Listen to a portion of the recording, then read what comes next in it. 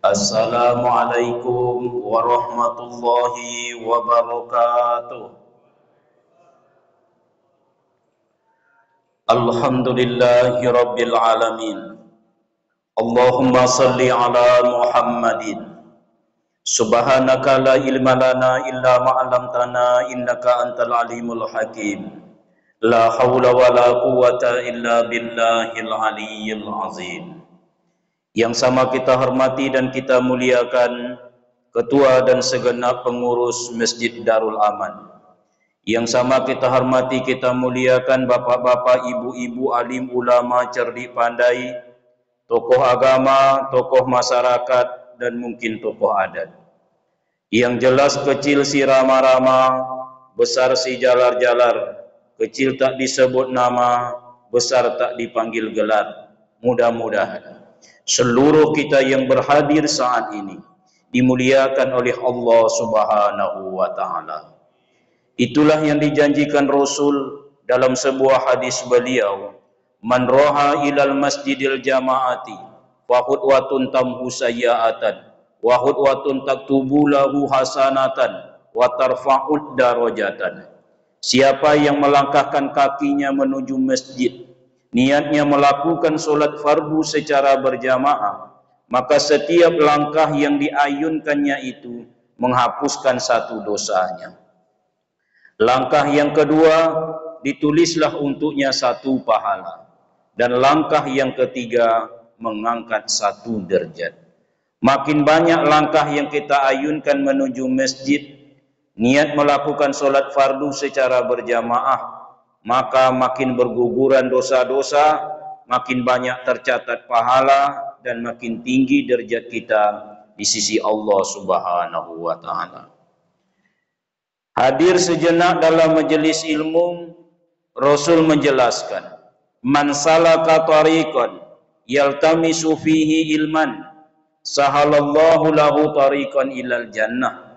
Siapa yang menyempatkan dirinya menempuh sebuah jalan, ia korbankan waktunya, tenaganya, pikirannya, dan mungkin perasaannya untuk hadir dalam majelis ilmu, Allah berjanji, sahalallahu lahu tariqan ilal jannah. Allah mudahkan baginya besok jalan menuju surga.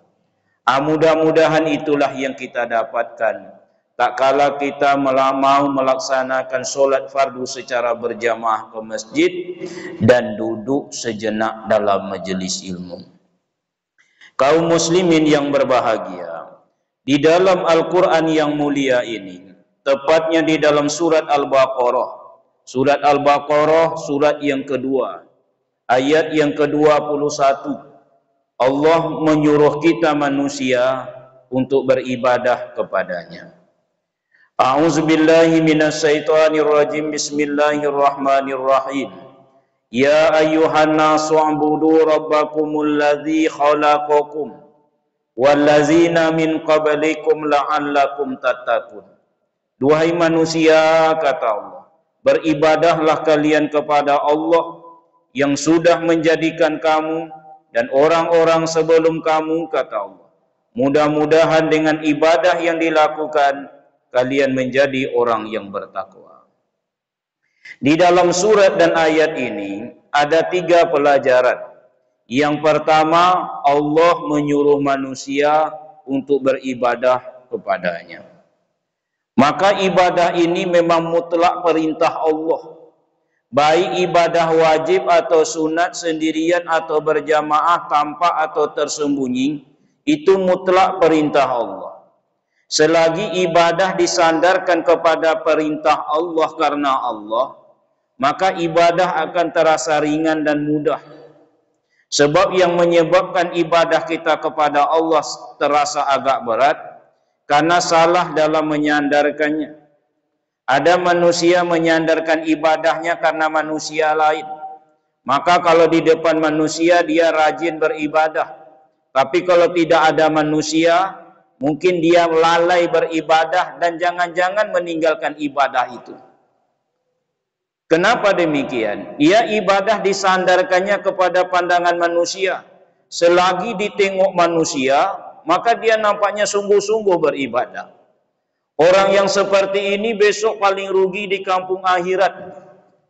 Allah besok bertanya setiap ibadah yang kita lakukan, mengapa engkau mengerjakannya saat itu? Karena ada orang lain, maka mintalah kepada orang tersebut, kata Allah. Aku berlepas tangan darimu pada hari ini. Maka kalau nak beribadah, jangan karena pada manusia. Iya kalau ada manusia. Kalau tak ada, berkurang saja kualitas ibadah awak antara di depan orang dengan di belakang orang. Itu menunjukkan bahwa ibadah kita sudah sandarkan kepada manusia. Berkurang sajanya, Pak. Konontah lagi meninggalkan ibadah itu. Ibadah kalau disandarkan kepada jarak, iya kalau dekat. Kalau jauh, itulah banyak orang beralasan tidak datang ke masjid. Kenapa bapak ibu tidak datang ke masjid? Jauh rumah saya di masjid, Pak Ustaz. Kalau si A itu, si fulanah itu enaklah, di rumahnya dekat ke masjid. Jadi ia sandarkan ibadah karena jarak. Kalau para sahabat terdahulu, ada Sauban namanya, 1 jam berjalan baru sampai ke masjid, tidak tertinggal rakaat pertamanya. 1 jam. Awak rasanya Pak paling lama 10 menit lah. Itu blok sudah paling jauh 10 menitnya. Ini 1 jam. Rasul selesai subuh pergi dengan sahabat ke rumah Sauban. Sampainya kapan? Setelah masuk waktu duha. Ini bukan berarti sahabat berleha-leha berjalan. Rasul dan para sahabat generasi terbaik. Jalan mereka itu dalam riwayat dijelaskan itu seperti bumi digulung kepada mereka. Tegap, gagah, cepat. Itulah jalan para sahabat. 1 jam baru sampai. Tak tertinggal rakaat pertama. Kenapa demikian? Sahabat tidak menyandarkan ibadah karena jarak. Sahabat juga tidak sandarkan ibadah karena waktu. Hari ini cobalah tengok. Kenapa bapak tidak sholat zuhur berjamaah? Awak kalau zuhur memang tak bisa tuh Pak Ustadz. Sibuk pun kalau jam itu. Asar lah, asar tanggung Pak Ustadz. Digabung aja lah dengan maghrib. Maghrib Pak, bukan awak tidak mau ke masjid Pak Ustadz, tapi awak baru sampai di rumah. Isya karena latih kelalok di muka TV. Subuh, maaf Pak Ustadz, terlambat awak jago. Disandarkannya dengan waktu. Nah kaum muslimin, maka Allah katakan, wahai manusia, ibadahlah kepada Allah. Sandarkan ibadah itu kepada Allah. Enak besok menjawabnya, kata Ibnu Jauzi. Mengapa engkau laksanakan ibadah itu? Jawabnya cuma satu. Karena itu perintah Allah. Titik. Kenapa bapak ibu sholat maghrib? Karena itu perintah Allah. Kenapa sebentar lagi kita sholat isya? Karena itu perintah Allah. Bukan karena saya pengurus masjid. Iya kalau pengurus. Kalau berhenti jadi pengurus, berhenti dia sholat. Kenapa besok subuh-subuh awak datang ke masjid untuk sholat berjamaah? Itu perintah Allah. Kata Ibnu Jauzi, kalau itulah jawabannya besok, maka Allah lah yang akan membalasnya. Bila tidak, kau mintalah kepada orang yang engkau sandarkan ibadah itu. Yang kedua pelajarannya. Kata Allah, wahai manusia, ya ayyuhan nasu ubudu rabbakumul ladzi khalaqakum wallazina min qablikum. Allah ingatkan yang sudah menjadikan kamu dan orang-orang sebelum kamu. Latar belakang penyembahan kepada Allah disebut. Awak beribadah kepada Allah, dikatakan Allah karena Allah yang menjadikan awak. Wa ma khalaqtul jinna wal insa illa liya'buduni. Kata Allah, tidak kuciptakan jin dan manusia berikut dengan sarana yang menunjang kehidupannya itu kecuali untuk ibadah. Jadi sebenarnya semuanya untuk ibadah. Rumah awak Pak itu sebenarnya sarana untuk mempermudah ibadah. Coba kalau tidak ada rumah, pengaruh ibadah awak. Jadi sebenarnya sarana untuk ibadah, kendaraan sarana untuk ibadah. Apalagi duit Pak, jelas sarana untuk ibadah. Orang bisa umroh, bisa haji karena duit inilah salah satunya. Kujadikan kata Allah untuk sarana ibadah. Wa ma khalaqtul jinna wal insa illa liya'budun. Pelajaran yang ketiga, yang terakhir, ini terakhir bukan selesai awak ceramah. Copek mau nah Ustaz kau selesai. Ikut pembukaannya kau baru, Pak. Iya. Yang ketiga adalah la'allakum tattaqun kata. Kalau kau laksanakan ibadah, mudah-mudahan engkau menjadi orang bertakwa. Kita tahu inna akramakum indallahi atqakum. Ya, manusia yang paling mulia, paling sukses, paling berjaya dalam pandangan Allah, siapa mereka? Orang yang paling banyak mendapat puji? Enggak. Orang yang terhindar dari caci? Bukan. Orang yang kaya, yang tinggi jabatan, yang banyak pemahaman? Enggak. Kata Allah yang paling mulia itu inna akramakum indallahi atqakum. Yang paling mulia yang sudah menjadi orang bertakwa. Wa tazawwadu, berbekallah kamu. Fa inna khairu zadi taqwa. Sebaik-baik bekal adalah takwa. Bisa diperoleh. Kata Allah dengan melaksanakan ibadah kepada Allah. Makin ibadah, insya Allah makin mendekat ke derajat takwa. Cuman Bapak Ibu, kenyataan awak sehari-hari, ibadah ini kalau awak tengok kan macam-macam tipenya. Ada orang ibadahnya itu tipenya naik terus. Setiap dia tahu sebuah ibadah, ia amalkan naik derajat. Tahu dia ibadah yang baru, bukan baru dibuat-buat, dalam arti baru diketahuinya, dilakukannya, diperbaikinya, naik. Ada ibadah orang tuh naik terus. Alhamdulillah lah itu. Itu khairun nas, itu sebaik-baik manusia. Mantola umuruhu, dipanjangkan usia, diberi kesempatan. Wahasuna amaluhu, makin elok amalnya dengan bertambah usia. Beruntunglah bapak-bapak yang sudah mulai menua, tapi makin elok amal ibadah. Cuman kalau di dalam pelajaran manusia ini, ibadah yang naik terus, ada kata terusnya, itu tidak ibadah tipe awak ini, termasuk kami ustadz yang pandai menyampaikan, kadang kurang pandai mengamalkan ini. Kami ustadz ini Pak, belum tentu terus naik ibadahnya. Itu tipe ibadah para rasul. Kalau ibadah rasul tidak akan pernah turun. Tidak ada ceritanya para rasul 25 orang itu turun ibadahnya, carilah dalam Al-Quran. Kaya tidak menyebabkan ibadah turun, Nabi Sulaiman kaya raya. Miskin, Nabi Isa alaihi salam miskin papa. Itu kalau Nabi Sulaiman itu saking kayanya, dinding-dinding istananya itu emas dan perak. Halaman tamannya itu akuarium raksasa, sampai Al-Quran menceritakan pernah Nabi Sulaiman itu mempermalukan seorang ratu dari negeri Sabah itu. Dibawa jalan-jalan oleh Ratu Balkis, nampak dia sungai di taman itu, diangketnya kain sarungnya Pak. Kata Nabi Musa, ndak usah diangkat. Ikoko bukan sungai, ikoko kaco. Malulah awak-awak ratu. Kusangko sungai, kampungannya Pak. Itu saking kayanya Nabi Sulaiman itu. Saking kayanya Sulaiman, tidak akan diberikan Allah kekayaan seperti Sulaiman itu kepada orang sebelum dan sesudah Sulaiman. Sekayu-kayunya 9 nago tuh kini, ya nampak di kamera. Belum ada apa-apanya itu dengan kekayaan Nabi Sulaiman alaihi salam. Tidak akan diberikan Allah sebelum dan sesudah Sulaiman. Saking kayunya. Ibadah Sulaiman tidak turun dengan kekayaan. Ada kisah, tapi ini kisahnya kisah anekdot lah Pak. Memujilah seorang istri kepada tetangganya di depan suaminya. Bang, coba abang tengok tetangga awak itu. Kekayaannya tidak seberapa, di hidupnya susah. Tapi dia 5 waktu rajin sholat ke masjid. Kata suaminya. Suaminya ini rajin juga, cuman kadang-kadang ada juga terlambat. Mungkin karena belum dapat ujian, kata suami. Memang rajinnya bang. Dia lebih miskin dari awak, tapi rajin ibadah minta ampun. Ayolah. Besok suaminya bikin sesuatu lah. Pergi dia datang ke rumah apa? Apa kerojo apa-apa?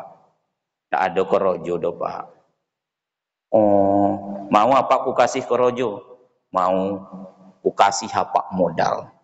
Bapak buatlah kedai kecil, nanti bapak jualan di situ. Mau apa? Mau Bu ya, mau. Singkat kata dikasihlah biaya, mulailah dibukanya kedai kecil, berjualan lahnya Pak. Hari pertama berjualan lancar Pak, masih di awal waktu. Masuk sholat asar sedikit agak terlambat karena banyak orang membeli. Maghrib mulai terlambat karena harus menutup kodai kete. Isya tidak jadi datang karena terlambat betul Pak. Pas waktu menutupnya orang pun selesai salam. Itu hari pertama. Hari kedua, mulai dia tidak sholat ke masjid. Dia sholat di antara tolu ayam yang dijualnya. Zuhur itu, asar juga tak datang lagi. Maghrib datang tapi sudah rakaat terakhir. Akhirnya besok begitu menurun, apa kata suaminya kepada bininya yang memuji dulu. Kau tengok, tu tetangga awak yang rajin dulu tu kini kau tengok, adunya aku mau sojik lendak. Ndak ada le nampak le debang jelas sibuk berjual tolu ayam. Itu baru tolu ayam. Bagaimana kalau tolu gajah yang dijualnya tu? Kan? Baru sedikit kekayaan sudah mulai turun tuh Pak. Ya ayyuhallazina amanu la tulhikum amwalukum wala auladukum an zikrillah. Kata Allah, jangan sampai urusan hartamu itu menyebabkan engkau lalai beribadah mengingat Allah. Nanti ujungnya kan penyesalan. Ibadah naik. Pak Ustadz karena kaya, ada Rasul miskin Nabi Isa. Nabi Isa itu dalam syairnya pernah bermadah, bila aku tidur, kata Nabi Isa menunjukkan kemiskinannya, itu yang menjadi tikarku bumi yang terhampar. Tidak punya tikar. Awak kasu, awak semeter atau banyak. Kasu Ustadz mungkin tidak kasu, ambo segi komen. Bila aku berbaring yang menjadi bantal kedua telapak tanganku. Rasa-rasa saya Pak, rasa-rasa lah nih. Yang di masjid ini tak ada yang tak punya bantal. Bahkan makin tua, makin banyak bantal. Ya kalau lah sosak napeh, kepala sering poniang, tinggikan kepala. 3 di kepala, 2 kiri kanan, 2 di kaki. 9 bantal untuk apa surang malah. Nabi Isa tak punya. Bila aku berjalan yang menjadi kendaraan kedua telapak kakiku. Tapi ibadah naik terus. Ada manusia kuat. Tengok Nabi Musa. Sekali tempeleng orang mati di tempat. Itu pun cuma memberi pelajaran dengan tangan kiri. Tumbang mati. Ini bukan kisah Upin Ipin. Tengok nanti dalam Al-Quran. Ada terjemahannya itu. Musa memberikan pelajaran. Menampar dengan tangan kiri, tumbang mati di tempat. Untunglah saat ini tak ada Musa. Kalau sampai hidup Musa zaman kini, kok tak berlaku ring tinju bagai do Pak. Siapa? Mike Tyson, siko. Mati. Bruce Lee, siko. Tumbang. Tapi ibadah tak turun, naik terus. Mungkin karena kuatnya. Bagaimana kalau lemah? Nabi Ayub bertahun-tahun sakitnya. Ada sejarah mengatakan yang tinggal cuma lidahnya untuk bersyukur, hatinya untuk berzikir. 2 potong daging tolnya. Masuk matahari dari depan keluar ke belakang. Tapi ibadah tidak turun. Jadi ada tipe ibadah seperti itu. Yang kedua ada tipe ibadah orang tetap. Tidak naik, tidak turun. Kata sahabat, ada dia ingin masuk surga. Kata Rasul, tidak payah, kau kerjakan sholat 5 waktu, puasa di bulan Ramadan, bayar zakat, nanti kau masuk surga. Hanya itu ya Rasul, hanya itu. Tapi tetap betul-betul istiqomah. Tetap payah juga itu Pak. Ada juga nyawa terlambat. Yang tidak akan terlambat yang tak berubah tuh ada. Siapa dia? Malaikat. Kalau malaikat itu tidak pernah terlambat tuh Pak. Mencatat amal baik sampai mati awak dicatatnya. Mencatat amal buruk sampai mati dicatat. Tidak pakai permisi. Sakit kepala umpamanya, Masuk angin, ke WC sebentar, makan siang, saya lagi sarapan, bapak tinggal di sini. Enggak dong. Nahnu nusabbihu bihamdika wa nuqaddisu lak. Pokoknya kerjanya bertasbih, memuji Allah, membesarkan Allah, pagi, sore, siang, malam. Itulah cuman. Tetap. Ada tipe ibadah manusia ini turun terus. Nah, mudah-mudahan janganlah Pak. Ini wasarun nas, ini seburuk-buruk manusia. Mantola umuruhu, diberikan kesempatan, wasaru amaluhu, makin buruk perbuatannya. Amal solehnya tambah buruk. Siapa mereka? Nah, ini dalam Al-Quran paling banyak diceritakan ini. Yaitu tipe manusia munafik. Nah, mudah-mudahan jangan. Wa izalakul lazi wa minan nasi may yaqulu amanna billahi wa bil yaumil akhir wa ma hum bimumin. Mendaratnya mereka tuh besok sesudah beriman cuman mengaku saja, enggak beribadah. Di mana? Al munafik fi darkil asfal minan nar. Orang munafik itu kata Allah letaknya di kerak-kerak neraka paling bawah. Turun. Ibadah awak yang mana Pak Ustaz? Ya ayuhan nasu budu itu. Ibadah awak ini kata ulama yang nomor 4 nih lah. Ini nomor tidak ada hubungan dengan partai politik Pak ya. Saya ditawarkan oleh satu partai Bapak Ibu. Pak Ustaz, mencaleklah. Makasih Pak. Kami uruskan. Terima kasih. Berpikirlah Bapak dulu Pak Ustadz, jangan langsung terima kasih.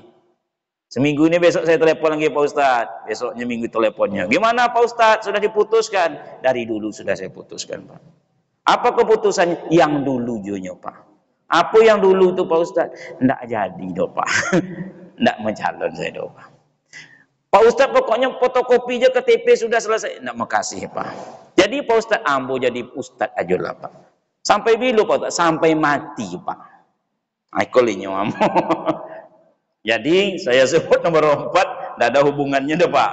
Jangan salah-salah loh. Jangan-jangan Ustaz itu nomor rompek gitu. Kaum muslimin yang berbahagia, ibadah awak ini yang nomor 4 inilah. Apa itu? Kadang naik, kadang turun. Kadang awak ini ibadah rajin Pak. Menunggu sholat 5 menit sebelum sholat awak sudah hadir. Itu menunggu sholat ya. Tinggal 4 menit, tinggal 3 menit, menunggu sholat. Kadang sholat itu yang menunggu awak. Belum awak sholat asar lagi, hampir masuk maghrib, 4 menit lepak kata sholat. Apa ulun sholat ya oleh sholat asar boleh masuk maghrib 3 menit le. Itu orang yang ditunggu sholat. Kadang awak rajin, langsung masuk ke masjid di saf pertama. Kadang-kadang selalu di dekat pintu. Karenalah penuh. Kadang husuk. Saking husuknya ibu itu sholat, keluar air matanya. Itu Abu Bakar tuh sholat selalu menangis saking husuknya. Allah. Jarang dapat ternyata 2 cairan yang keluar dari badan awak ni yang akan bisa memadamkan api neraka. 1. Air mata yang mengalir karena takut kepada Allah. Tapi langka itu. Awak kan sering menangis karena urusan dunia. Ibu paling cepat menangis. Tapi kalau dibilang suami, tak kusangku apa betul itu. Jauh berubah apa ini rupanya. Kalau sempat tangis seperti itu di atas sajadah, itu luar biasa. Tapi jarang. Yang kedua, darah yang mengalir memperjuangkan agama. Mohon maaf, lupa mematikan api. Maaf Pak ya. Bismillah. Nah, udah mati. Mungkin iyo Pak. Bapak Ibu yang berbahagia, kadang saking husuknya awak, ini pengalaman pribadi saja, boleh jadi mungkin awak menangis. Tidak imbangnya antara dosa rasa syukur dengan dosa yang awak lakukan. Nikmat sangat banyak, dosa yang naik. Wallazina iza fa'alu fahisatan aw zalamu anfusahum, menetes air mata. Ada masanya itu. Ada juga kadang-kadang bukan air mata ibu kau nang keluar, air ludahnya nang keluar. Kenapa Pak Ustaz? Inya menghayal sedang solat. Allah. Kau selesai solat kau beko, ngajak abang ke pasar sebentar.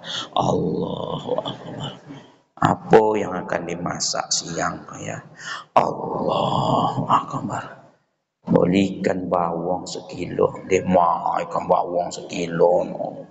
Cak ikan sorai lah mungkin. Kalau ikan sorai berapa sekilo?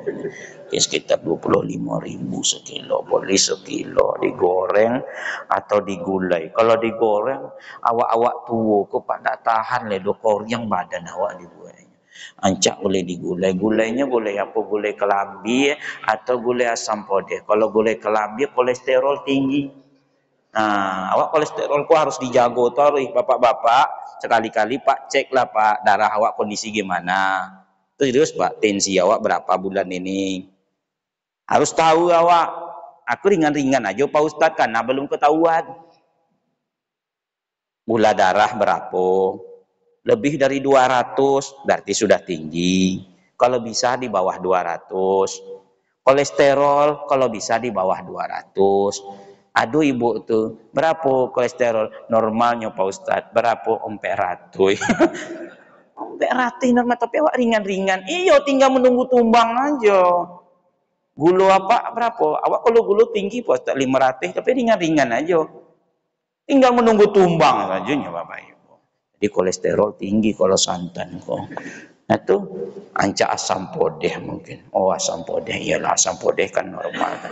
Asam podeh kira-kira apa kawannya ya, toruang atau periu. Kalau periu kok ancak untuk apa-apa, tua-tua kok ancak. Tapi anak-anak di rumah kan tak sukunya periu tuh. Ya, apa pahit.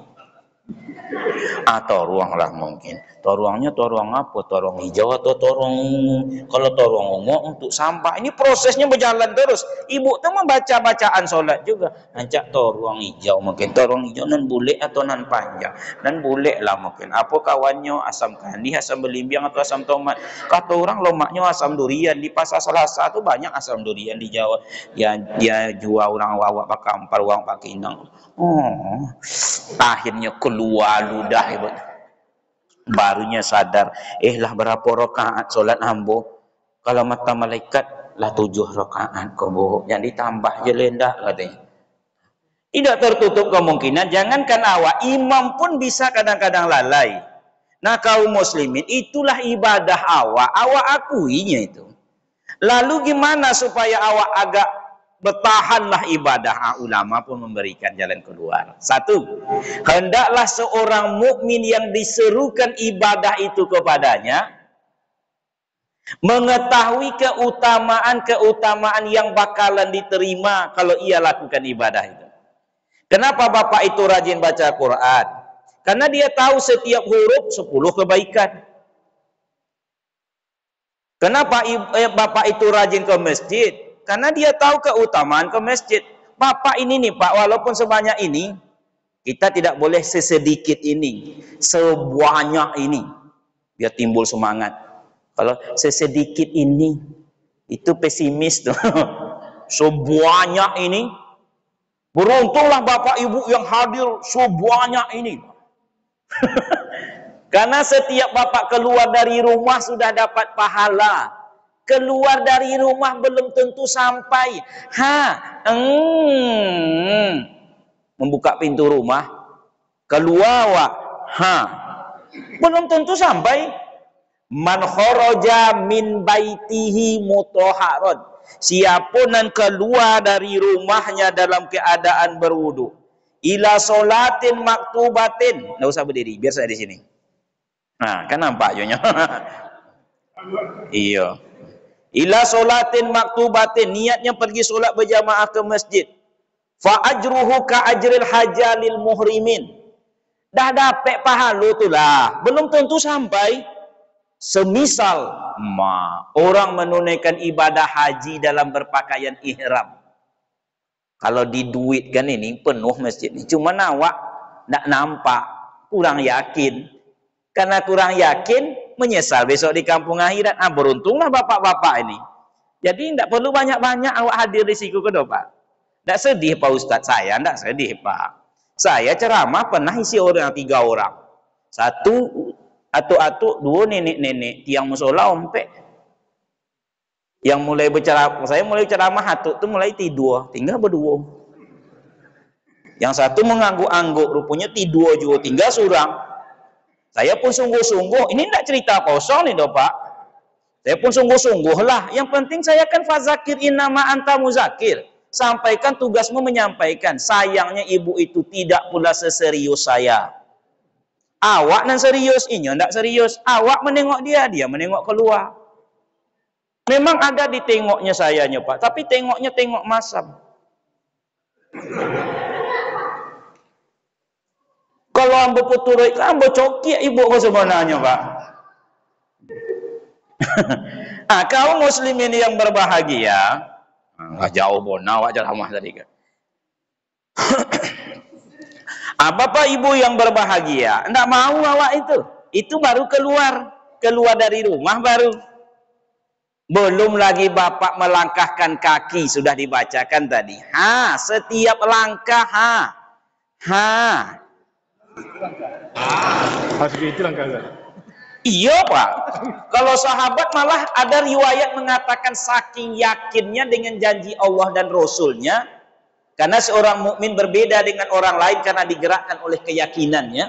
Saking yakinnya Pak, maka ada riwayat mengatakan sahabat mengecil-ngecilkan langkahnya. Tapi awak tidak usah perlu ditiru juga. Saking yakinnya dengan pahala tersebut. Bentuk itu Pak Ustaz, kiro-kiro. Saya sendiri tak menyaksikan, nampak jangan terlalu menuntut. Apa lagi ya? Jadi setiap awak tahu keutamaannya, luar biasa. Bapak ini sekarang sedang dilayani malaikat, sedang dibacakan, ya Allah ampuni si fulan, ampuni si fulana. Sampai kapan? Sampai awak keluar dari masjid baru berhenti dia beristighfar untuk awak. Tidak mau itu.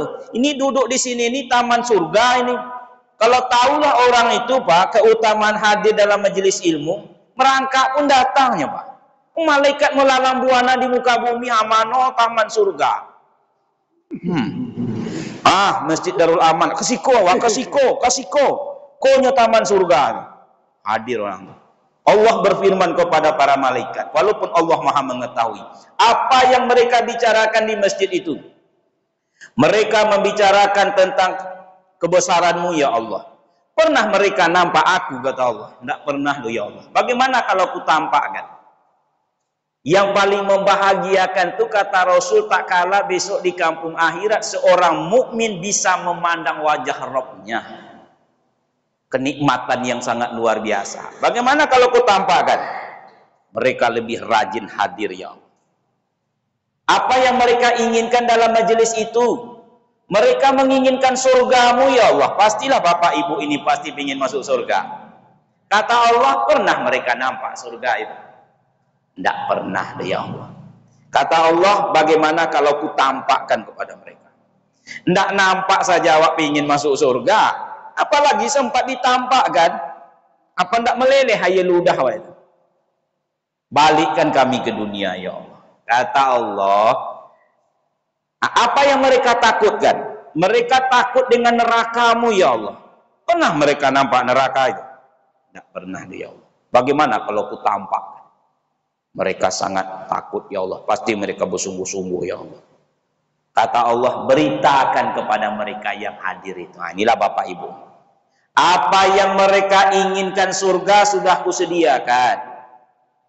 Apa yang mereka takutkan neraka sudah aku jauhkan. Protes malaikat. Ya Allah, di antara mereka tidak semuanya orang baik. Ada apa tuh di situ agak penipunya sekete. Tapi bukan di sini, Pak. Ada ibu di situ, nya sukunya menggosip orang. Ustadz yang sedang ceramah pun digosip. Ibu yang satu tuh tidak suka menggosip, cuma suka melawan lakinya. Duduknya di situ tuh ya Allah. Kata Allah, tapi yang rincinya ini tak ada disebut malaikat, saya saja yang mencontohnya, Pak. Di situ ada yang berdosa ya Allah, ada orang yang tidak baik. Kata Allah, tidak peduli. Kalau dia duduk di situ, dia masuk mendapatkan bagian yang sudah dijanjikan. Ini awak ini. Kaum muslimin, jadi tahu keutamaannya, pasti tertarik mengerjakannya.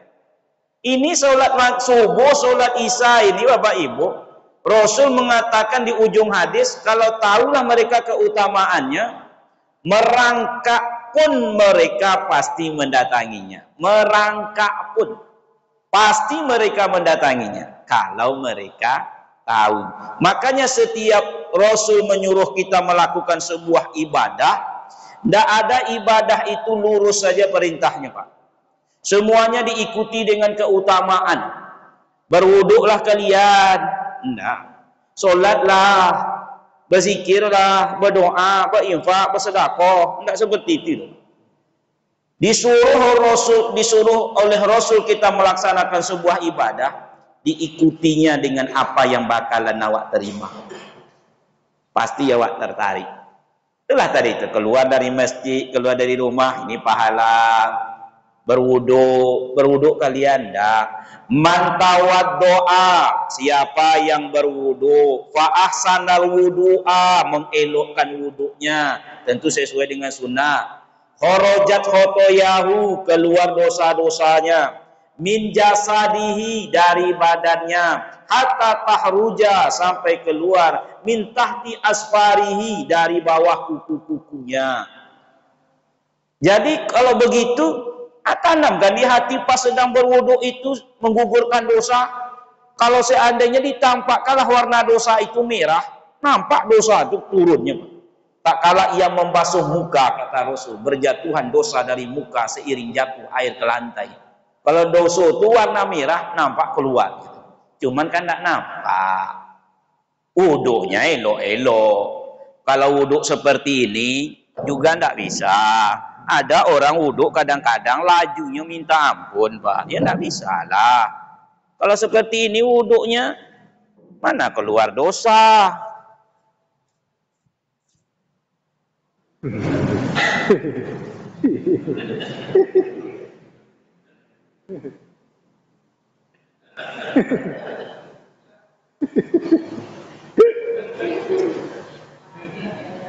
Takkan keluar dosa do, Pak. Siapa yang solatnya kayak mana yang gugurkan dosa? Yang elok-elok. Kalau sekedar solat, fawailul lil musallin. Malah dapat dosa. Kalau gitu ndak usah solat, dilemparkan ke neraka sakor. Ndak ada pilihan awak hamba ni do, Pak. Ndak bisa melawan Allah do. Aku ndak mau solat do, ya Allah, aku lemparkan kau ke dalam neraka sakor, kata Allah. Solat awak kalau tak elok-elok masuk neraka wail. Elok-elok. Mantapkan penampilan. Kalau bisa mohon maaf berjubah kalau bisa. Pakai minyak wangi, gagah. Kain sarong tu 3 hari solai, 3 hari solai. Jangan 3 minggu solai. Bawa hantunya bergawa. Nah ini minta maaf saya ini, Pak. Ada kopiah tidak pernah bercuci-cuci, dingin rasanya, Pak. Kalau bisa tolonglah dicuci. Iya, sojuk gitu. Angkat tangan semangat. Iza kumta fi sholatika fa sholatal muwadda. Bila engkau berdiri solat, jadikan solatmu seakan solat terakhirmu. Allah. Ni boleh, ni boleh. Yang tak boleh 2, terlalu tinggi. Allah. Atau terlalu rendah. Allah. Mantap kan? Bacaan elok kan? Makin tahu awak keutamaan yang bakalan awak terima, makin tertarik awak mengerjakannya. Apapun ibadah.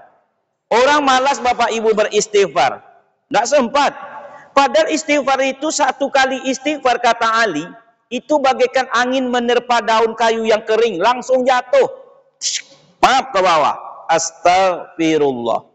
Astagfirullah. Rugi orang tak istighfar. Atau orang yang istighfar tapi tidak serius, sambil menguap. Astagfirullah.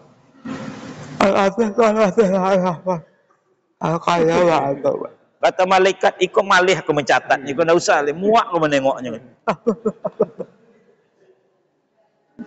Subhanallah itu tanaman surga. Yang membaca subhanallah 33 kali, alhamdulillah 33 kali, Allahu Akbar 33 kali ditutup dengan kabiro, Allah berjanji menghapuskan dosanya sekalipun sebanyak buih yang ada di lautan. Walaupun ulama hadis mengatakan dosa-dosa kecil. Jadilah subhanallah, subhanallah, subhanallah, subhanallah. Tapi tetap elok. Jangan dipotong dua. Subhanallah. Subhanallah. Apa kata malaikat? Tak juga gugur dah. Tak pula disuruh pula berleha-leha betul. Subhanallah. Subhanallah. Ayo subuh baru pulang dibuatnya tu kan. Elokkan. Semakin tahu saya, bapak dan ibu, keutamaan yang bakal awak peroleh, yakinlah terasa ringan ibadah itu. Subuh Pak Ustaz, 7 hadis tentang keutamaan solat subuh. Tak mau awak itu. Subuh ini luar biasa. Malas awak, kalaupun bapak ibu tidak baca hadisnya, tidak hafal, paling tidak paham pun jadilah kan gitu. Nah, ingat-ingatlah hadis ini. Solat subuh itu man sholla subuha fi jama'atin faka'annama sholla laila kullahu. Ikut subuh berjamaah pahalanya seakan-akan solat sepanjang malam. Mengetahui keutamaannya menyebabkan kita awak rajin. Yang kedua adalah yaitu meyakini, mempercayai, menguatkan kepercayaan dan keyakinan tentang adanya hari-hari besok di kampung akhirat. Itu makanya kalau Allah berbicara tentang iman kepada Allah, selalu dikaitkan iman kepada kampung akhirat. Seperti man kana yu'minu billah wal yaumil akhir. Siapa yang mengaku beriman kepada Allah dan hari akhir. Kenapa? Hari akhir mempengaruhi keimanan awak kepada Allah. Falyakul khairan aw liyasmut. Ucapkan yang baik-baik, kalau tak bisa baik, lebih baik diam.